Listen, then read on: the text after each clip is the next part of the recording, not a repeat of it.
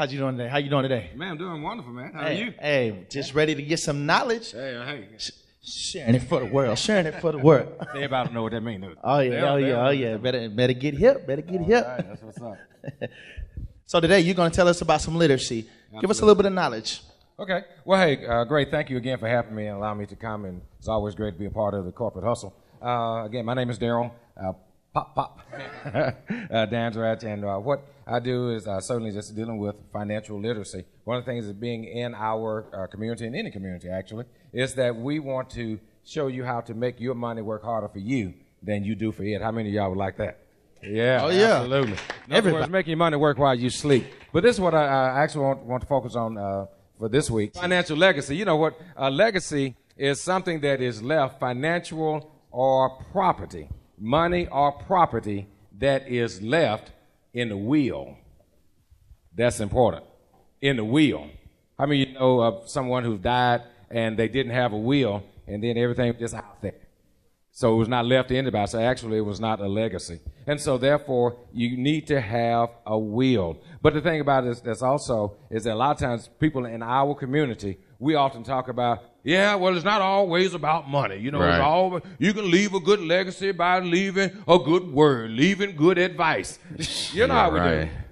But that means you're just lazy and you don't want to do. Ooh, I shouldn't have said it like that. Well, you can say lazy. Just be real? Well, let me ask you this: Who should we leave a legacy for? Well, actually, we should leave a legacy to our grandchildren. Oftentimes, what we think about, we leave it to our children. But really, this is what the Bible says. The Bible says this: that a good man leaves an inheritance to his children's children. In other words, to his grandchildren. You see, it is my responsibility to leave my legacy or inheritance to my grandchildren. It was my parents and my wife's parents' obligation to leave it to my children. Okay?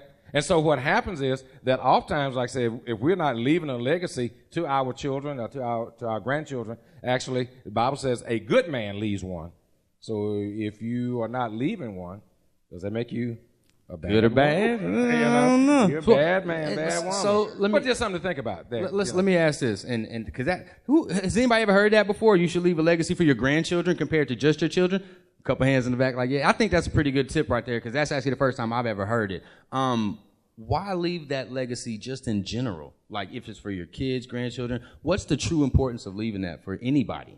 Well, actually, this is it. The thing about it is that when you leave a legacy or an inheritance, that is stopping our families, our communities from starting at zero.